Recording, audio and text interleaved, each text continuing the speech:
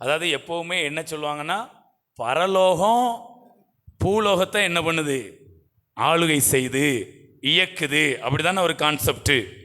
ஆனால் பூமியில் 2 பேர் ஒருமனப்பட்டுட்டாங்கன்னா பூலோகத்தை விட பரலோகம் சின்னதாக மாறிடுது. சாதாரணமான நேரத்தில் பரலோகம் எஜமானாகவும் பூலோகம் வேலைக்காரனாகவும் தெரியும்.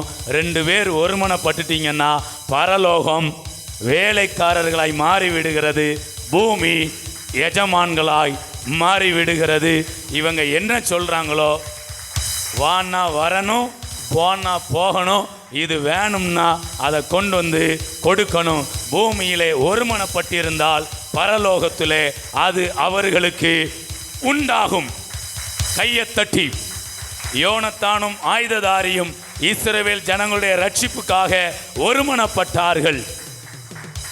அங்கே அவங்களுக்கு கடற்கரை மணலான ஜனங்கள் வீழ்த்தப்பட்டார்கள்.